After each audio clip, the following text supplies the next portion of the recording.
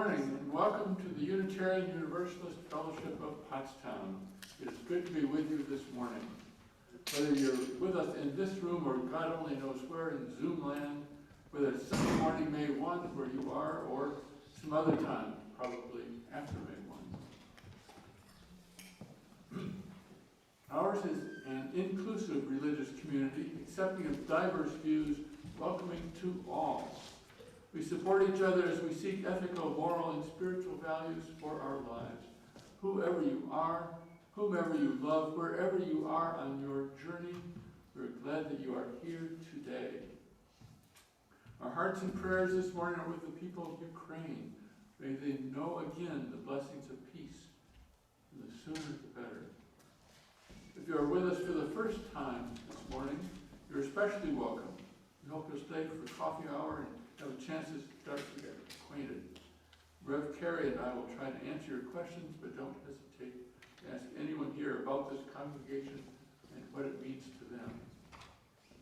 We will have hymns this morning, but piano only, no singing. Someday, I hope and pray, maybe soon, we will sing together again.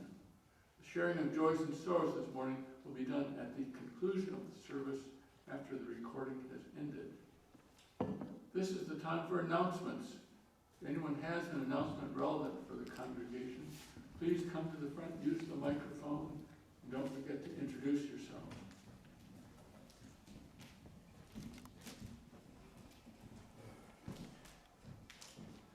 Hi, I'm John. So we have an aged iMac, 8 years old, which we finally, my daughter from England said, my God. So we have a new one. We have the old one. I've been assured by the geeks that it has been wiped clean. It doesn't move fast, but it does exist. If anyone has an interest in it, because we're going to pass it along to, someplace.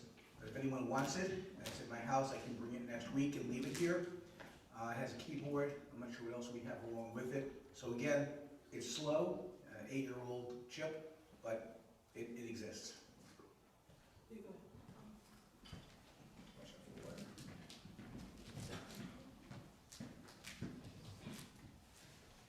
Hi, I'm Kay. I just want to make sure that everyone knows that this Saturday is our cleanup party. Such fun. Okay, so we're just going to be weeding and trimming and doing all, and planting, because we have some native shrubs that should be here by then. We want to get them planted. And so hope you can come and bring a bag lunch, 9 to 1. Thank you.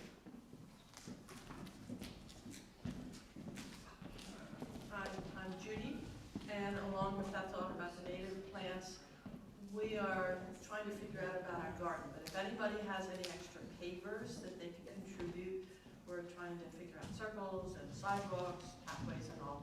So if you have any extra, because that's all we have, that's wonderful. Erica and Rick donated that. If any extra, we'll take them. And the other thing is on June 5th, Katie Muth is supposed to be talking here. I'm hoping at 2.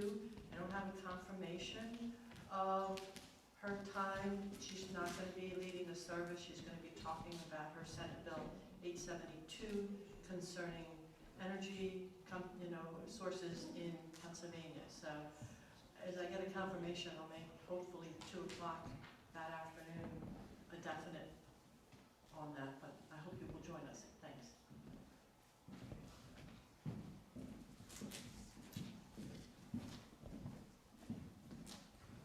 Hi, I'm Mary. Our bird service has been moved up a week. It's next week. So if you've got, have your birdie stories, it's going to be an intergenerational service, fairly informal. But if you've got pictures of birds that mean something to you, or you know the story that goes along with it, please send them to me by Thursday.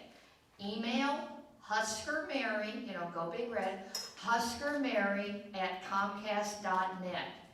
And I've had as you all know, I've had the exciting crow and turkey vulture here, and I went out to Missouri last week, and I got some really cool birds out there. Who knew you had to go 900 miles away? But anyway, so please send me your bird stories, because I have pictures, and I don't want to have mine be the only ones.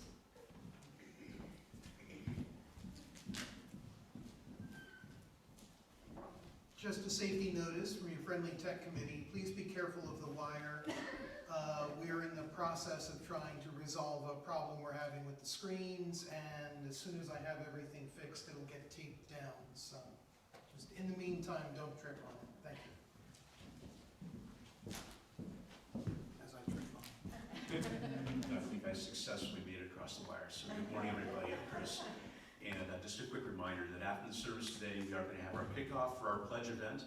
There will be food. I saw some food accumulating out there already. There will be prizes for people who brought food, and there will be even better prizes for those people who are willing to fill out pledge cards today. So please join us. Thank you.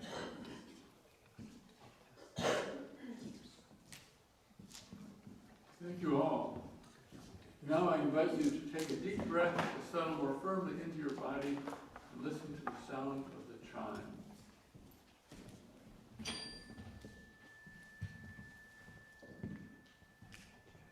We come together each week bound not by a creed, but by a mutual desire to please one God, nor by a mutual desire to please one God, or many gods. Yet we are drawn together by a belief that how we are in the world, that who we are together, these things matter. Together, we light this chalice with the confidence that love, not fear, can change the world. May we be part of that love.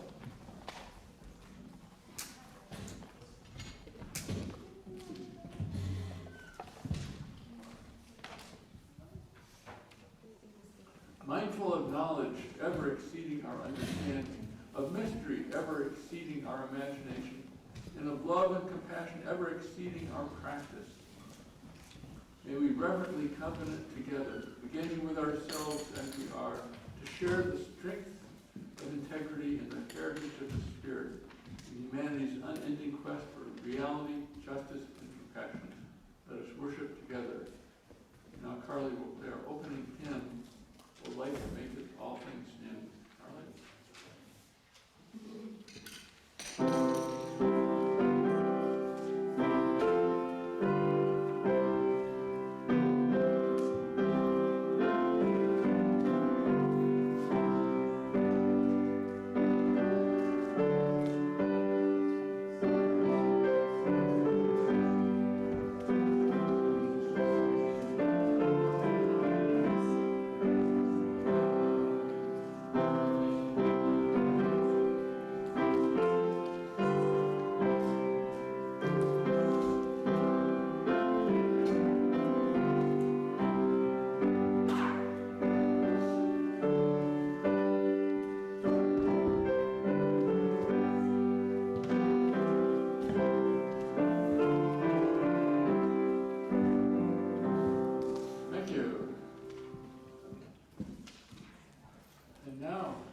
Everyone seems to have a hymnal.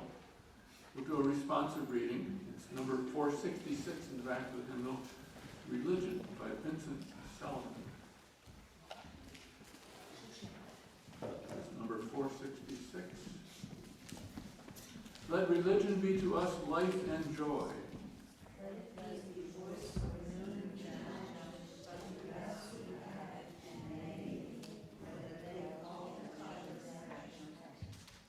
Let religion be to us a dissatisfaction with things that are, which bids us serve more eagerly the true and right.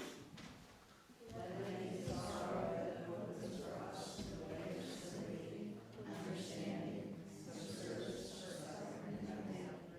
Let religion be to us the wonder and lure of that which is only partly known and understood.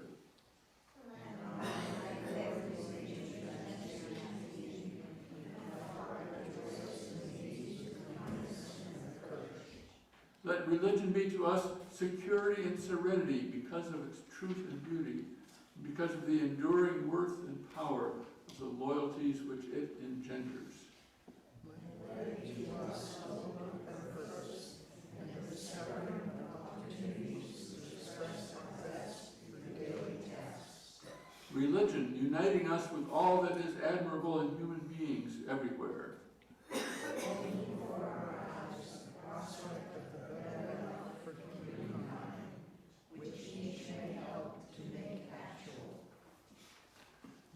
a story that's primarily for children or primarily for everybody, but if children would like to come forward, and the acting company come forward.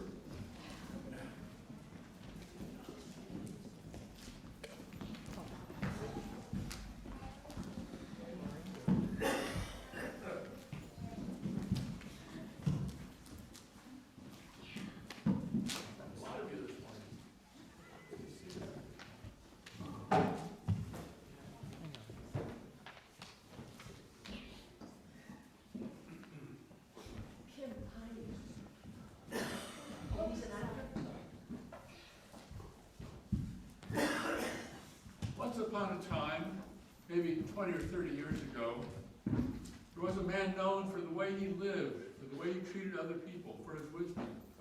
His name was Jesus. His parents had come to Pennsylvania from Mexico. I forget where they lived. Maybe it was Reading or Pottstown or Bethlehem, or maybe it was Nazareth. He and a group of his friends and followers lived and worked together. They became known as the beloved community because of the love that bound them together and the love that they had for others. One day when Jesus and some of his friends were out gathering up trash in the park, a young man approached them. He had a question for Jesus. Now this young man had a lot of money, but he hadn't worked to become rich. He had a rich grandmother who had died recently and left him several $1 million.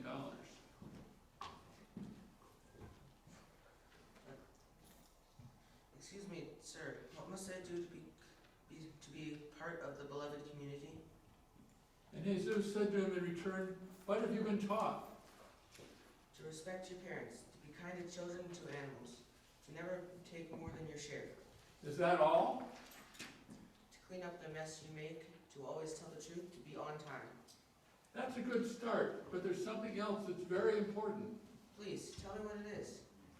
You have a lot of money. Use it to help others, to make the world a better place, to help those who don't have enough to eat, to pay for college for those who can't afford to go, to provide beautiful music and art, to promote peace and justice. There's so many good things that you could do with your money. All of it? You want me to give away all of my money? Most of it. I'll have to think about that. And the young man walked slowly away. Thank you for your time. And now you can move on to whatever is next.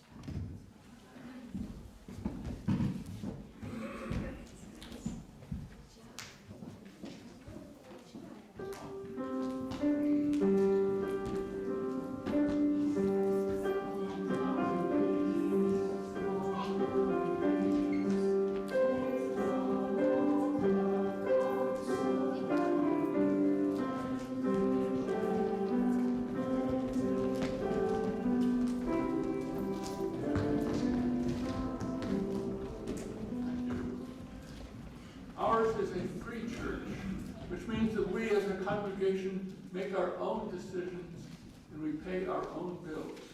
To remind us of our freedom and of the responsibility that goes with it, the morning offering will be given and gratefully received.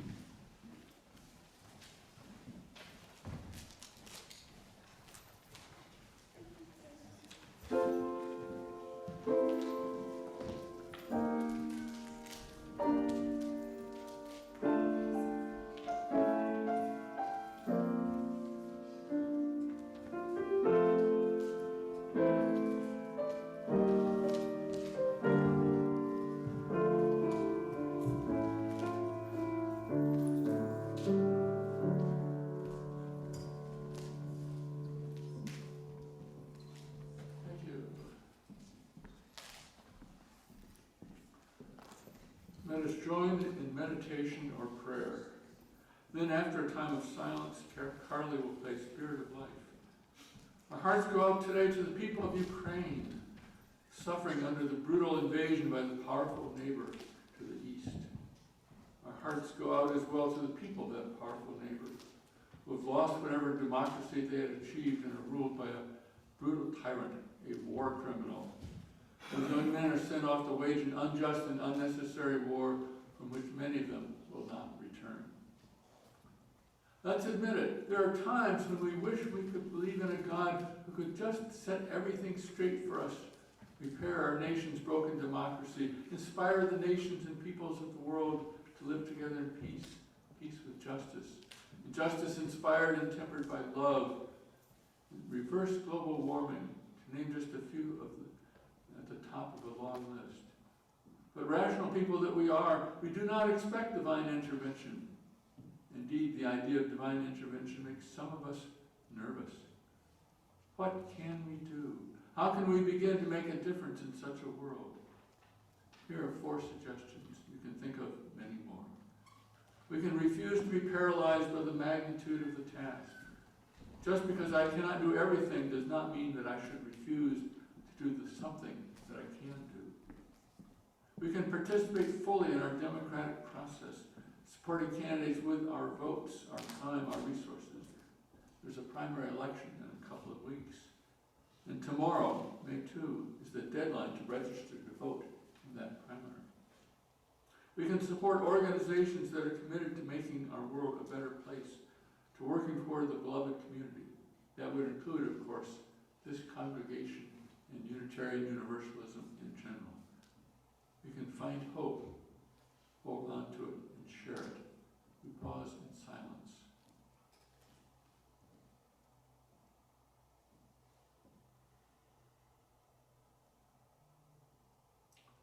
Amen.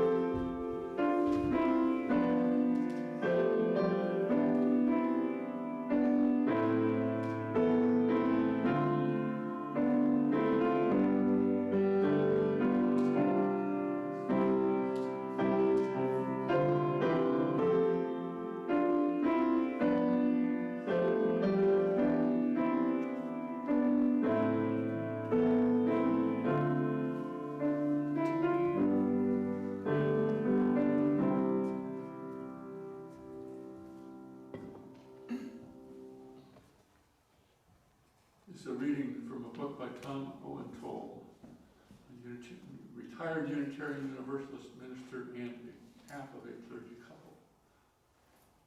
Our Unitarian Universalist religion, at its most authentic, has duties, plenty of them, but they are freely chosen, not externally imposed. I've grown to realize that Unitarian Universalists are the type of folks who wish to be challenged. People increasingly come to our congregations not merely to be fed, but to feed others. They're searching for ways to be held accountable, personally, vocationally, and prophetically. They want to learn how to walk the tightrope between giving themselves over to an institution and giving themselves away, this distinction between healthy surrender and crippling subjugation. I like to alert newcomers to the risks involved in becoming a church-subscribing Unitarian Universalist.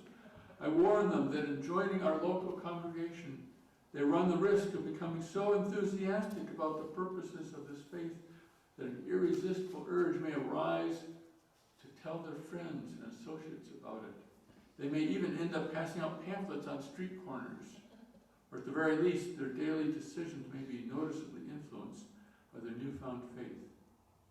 Every Wednesday, we've had the privilege of taking care of our 3 young grandchildren who blessedly live nearby in San Diego.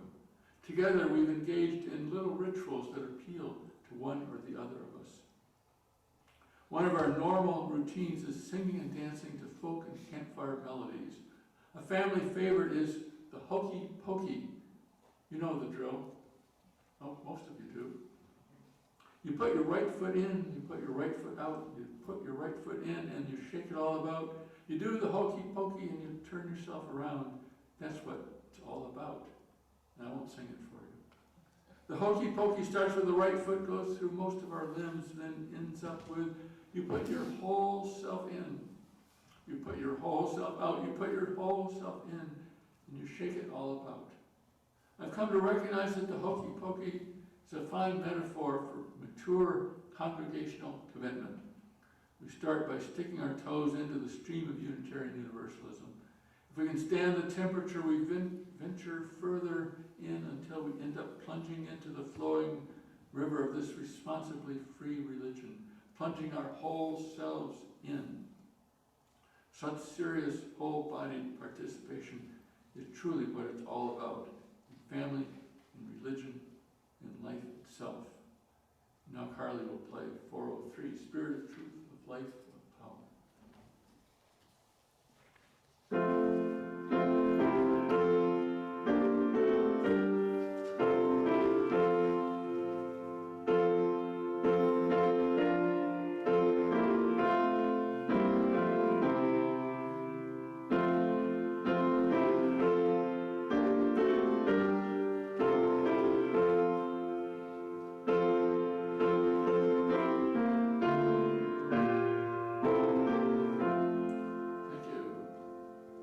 Early in 2020, just prior to our trip to Arizona for the UU Retired Ministers and Partners Association board meeting and conference, I was looking through the boxes that still occupy our garage at Whitehorse Village, looking for the box that contained records of my anti-war activities in the 1960s. I was scheduled to be on a panel sharing experiences and memories from the Vietnam era. And while looking through that box, came upon the box was full of 19th century farm records, but at the bottom of the box appeared to be lined with old newspapers. But in taking a brief look at the newspapers, I realized that they were all pages and clippings that had letters to and from a Reverend Hooker. The Reverend Thomas Erastus Hooker, I subsequently learned, was a mid-17th century congregational minister. Apparently he wrote an advice column. It was an early combination of Dear Abby and the Alban Institute. Some of the advice he shared may still be relevant to us today. Let me warn you that the newsprint was quite faded, and the letters had suffered during the past 370 years from neglect, mice, flooding, mold, mildew, and a tornado.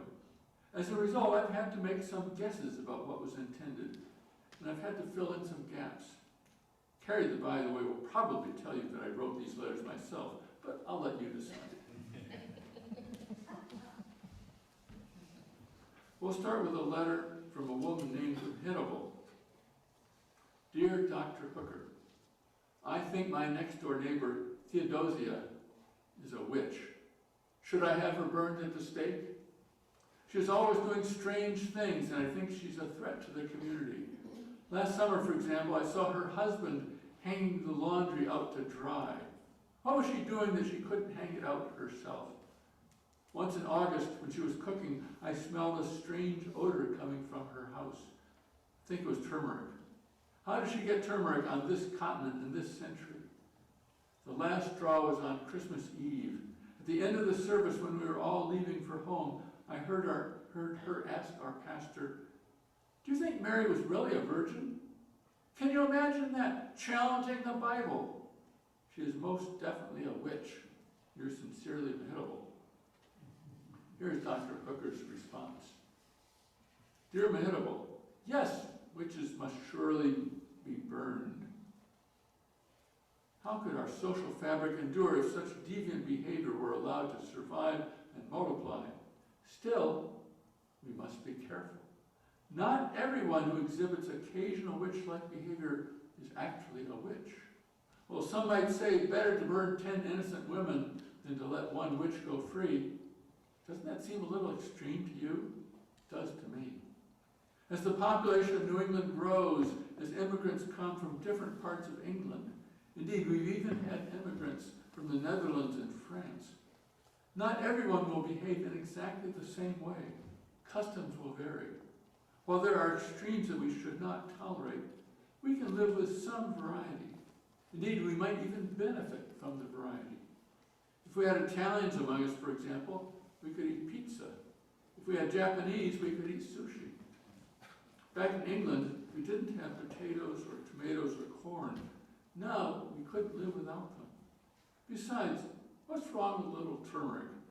I'm told that turmeric is just the thing for a 3-day-old fish in September. And really, is it so bad for a husband to do the laundry once in a while? Challenging the Bible is perhaps a more serious charge, but I don't think we can set aside our reason when we read the Bible. The object, after all, is to understand it, not simply to memorize it. How can you understand the Bible if you don't use your reason? The Bible has many difficult passages. If we can't raise questions about them, then how will we ever understand them? I suspect that your real concern here is the slippery slope. Once we start using our reason, our critical minds in our Bible study, the Bible will gradually cease to be our ultimate authority, and some misguided soul will propose reason, experience, and community as equally valid authorities. That day, I trust, is a long ways off. The bigger point is that religions change. Our religious world is very different from that of St. Thomas Aquinas, and his was very different from that of St. Paul. 300 years from now, 600 years, who knows? This would be hard for you and me to imagine. But someday, witches may have evolved into respected religious leaders. Trust the process. Have faith in your grandchildren's grandchildren. Yours sincerely, Thomas Hooker. Next is a letter from Eliphalet. Dear Dr. Hooker, what are we permitted to do on the Sabbath? I've always understood that we should go to church in the morning, read the Bible all afternoon, and go to church again in the evening. But my neighbor, Ephraim, claims that it's permitted to take an hour off from Bible reading in the afternoon to go outside and toss a small pig around. He says this pig tossing leads to male bonding and builds a strong community. Is he pulling my leg? Yours sincerely, Eliphalet. Dear Eliphalet, Dr. Hooker responds, as I read the Bible, it doesn't give us clear and explicit guidance on Sabbath observance. The starting point, of course, is the fourth commandment, chapter 20 of Exodus. Remember the Sabbath day to keep it holy. 6 days shalt thou labor and do all thy work, but the seventh day is the Sabbath of the Lord thy God, in it thou shalt not do any work. This commandment tells us what we are not supposed to do. We're not supposed to work. But it doesn't tell us what we are supposed to do. You'll recall that Jesus told his followers that the Sabbath was made for man, not man for the Sabbath. And the Christians moved the Sabbath from Saturday to Sunday. I think as a result that we have some discretion in this matter. And of course, it goes without saying that women's work is never done. After all, we have to eat on all 7 days of the week. Here's my recommendation. I see Sunday divided into 5 periods. First comes worship. That doesn't require any special justification. Second comes Bible study. Here are a few suggestions for that. When you read the Bible, try to put yourself in the position of the author. What was he or she trying to do in writing the passage? Then put yourself in the position of the various characters in the passage. What problem were they confronted with? What do you think of how they tried to solve their problems? Then think about what was left out. Is there a character who isn't given a name? Is there a character who's missing altogether? Is there a social practice that's taken for granted that we would find questionable? Finally, ask yourself whether anything that you've read is relevant for us today. Next, spend some time outdoors. Get some exercise, experience the wonders of nature. If you want to play a game that involves throwing a pig around, that's okay. But don't just sit inside watching through the window as others throw the pig. And make sure that the pig and your hands are wiped clean frequently. You don't want anyone to get sick. Fourth, come back to church in the late afternoon or evening for study and discussion or meditation. This is important not only for educational reasons, but also for building your community and learning about each other's pastoral needs and tending to them.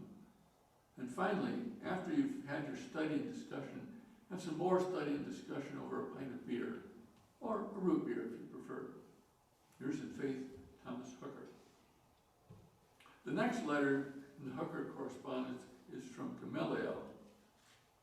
Dear Dr. Hooker, How do we hold on to our children?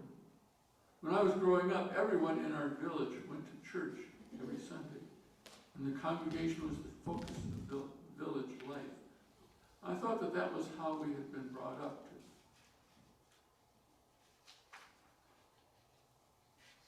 I thought that's how we brought up our son, Hezekiah. But something has led him astray.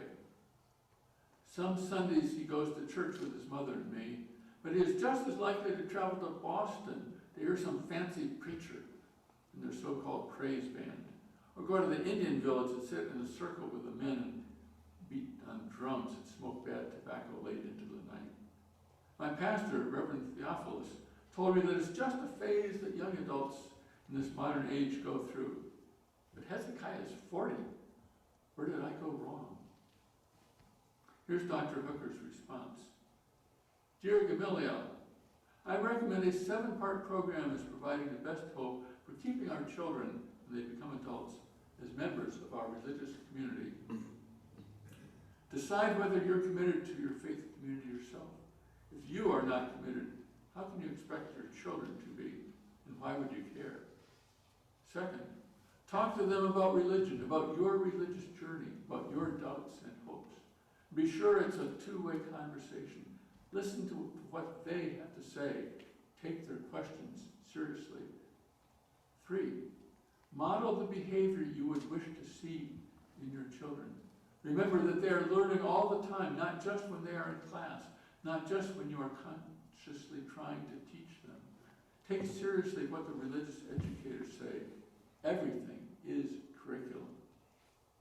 4, enable them to have experiences that they will remember for a long time. For example, a week at a summer camp, such as Row in northwestern Massachusetts, or a week for the family together at a summer institute, such as UMAC near Bethlehem and Penn's Forest.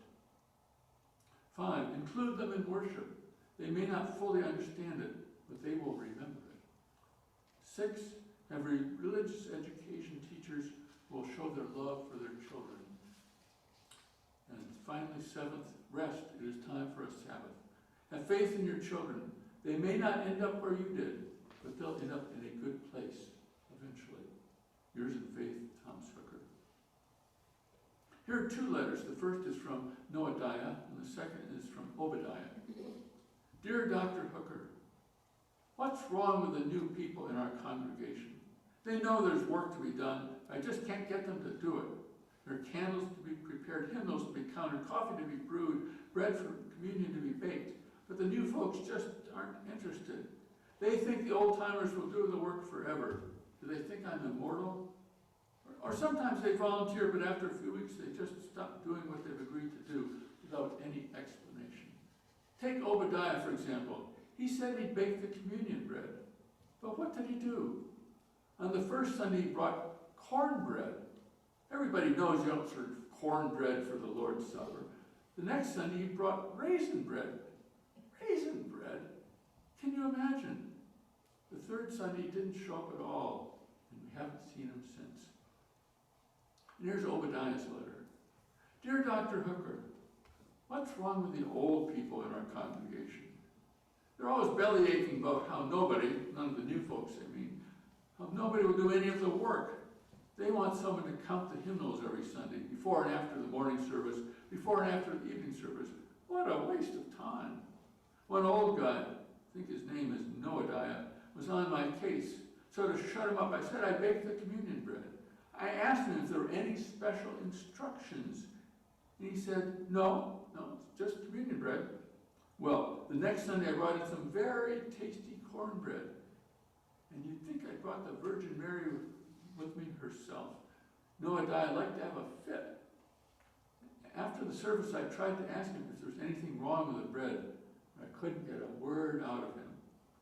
The next Sunday, I made raisin bread. It's one of my favorites. You know how hard it is to find raisins around here. Noadiah very ostentatiously picked the raisins out of his piece one by one, held them up for everyone to see, and then put them in his pocket. Well, I've had it. I don't need them on Sunday morning, and they certainly don't seem to need me. Here's Dr. Hooker's response to the 2 of them. Dear Noadiah and Obadiah, Please talk to each other. No, let me rephrase that. Please listen to each other. The next letter is from Melatiah. Dear Dr. Hooker, do Indians have souls? On the one hand, I've been told that Indians are dangerous, threatening, primitive savages. On the other hand, I actually met one once. Met him in the forest. He seemed a little strange and he couldn't speak a word of English. I had 2 apples with me. I handed him one and I took a bite out of the other. He took his first bite and a smile came across his face. With that smile, he seemed like one of us. Dear Melatiah, of course they don't have souls. I don't know why I'm even responding to such an impertinent question. It's a dangerous question, really. Think of the implications. If Indians had souls, then we would have to recognize our common humanity. We would have to recognize that they, like us, have inherent worth and dignity.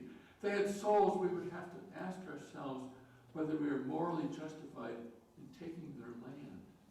Our dream of a nation spanning the continent from the Atlantic Ocean to the Pacific Ocean, a nation of men who speak English and whose forebears came from England, our dream could become a moral nightmare. You've read Genesis. Think of that all-important 6th day of creation.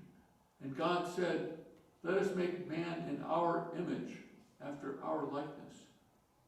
God made man in God's own image. Do you think God looks like an Indian? Have some common sense.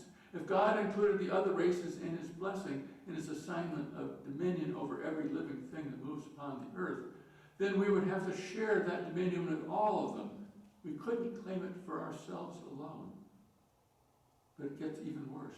If Indians had souls, immortal souls at risk of being lost forever, then how could God ever justify his decision just to have one son born on the European side of the ocean and depriving those on this side of the ocean of his saving message? What kind of God would that be? So if we English-speaking pale-skinned settlers are to maintain our moral standing, and if our God is to maintain his moral standing, then we must conclude that Indians do not have souls. Yours sincerely, Thomas Hooker. Here are 2 letters. The first is from Ebenezer. The second is from Epaphras. Dear Dr. Hooker, as someone once said, I forget who, you don't need a weatherman to know which way the wind is blowing. Likewise, you don't need to be a sailboat scientist to figure out that it takes money to keep a congregation afloat. Yet some people just don't get it. Perhaps they imagine that we have an endowment or that the king sends us a subsidy. Get real. What can I do about these free riders? Take Epaphras, for example. He's been a member for 5 years or so. He'll bring in a turnip or a few logs from time to time. And once he brought in a bloody deer liver, but that won't pay the bills. And here's the letter from Epaphras. Dear Dr. Hooker, I've been a member of my congregation for 15 years and I still can't figure it out. Take money, for example. I know it must cost money to run a congregation, but I have no idea how much or where it comes from. For all I know, we have an endowment where the king sends us a subsidy. People just don't like to talk about money. I remember once, maybe 5 years ago, I tried to ask Ebenezer. He always seems to be in the know. I asked Ebenezer about how much we pay for the religious education materials that we receive from Boston from time to time. You'd have think I'd ask him what he and the missus do in bed. I try to be generous, but I don't know what counts as generosity. I figured that turnips and firewood are always appreciated. And I really felt good about the deer liver I brought in during hunting season. It was beautiful. How can I get the congregation to be more open about money? Here's Dr. Hooker's response to Ebenezer and Epaphras. Dear Ebenezer and Epaphras, I'm neither a banker nor a psychotherapist, so I'm not sure I can be of much help, but my experience is that part of the health of a congregation is financial health. Here are some principles that I have found trustworthy.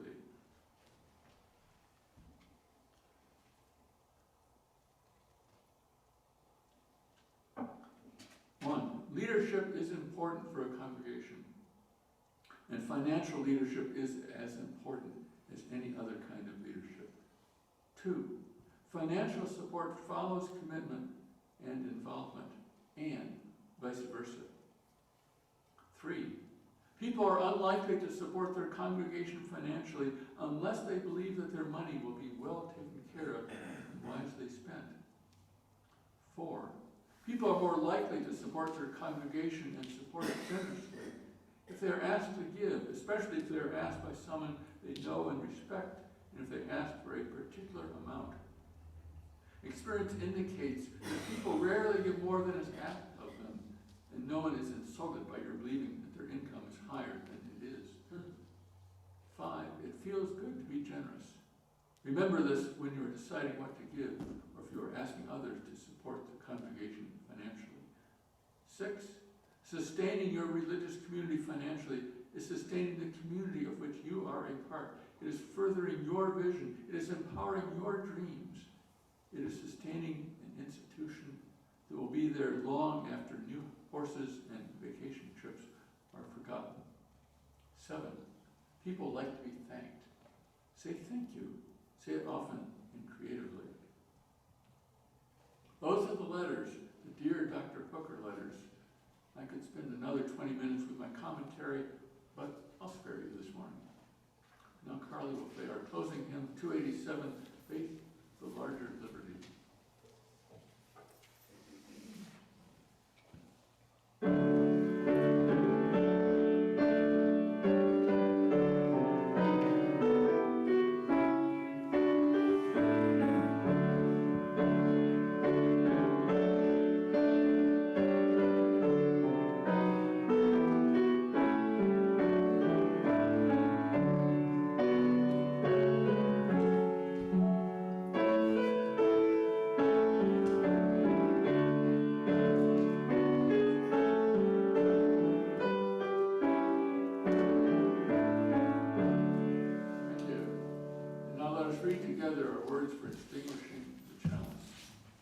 We extinguish this flame, but not the light of wisdom, the warmth of community, or the fire of commitment.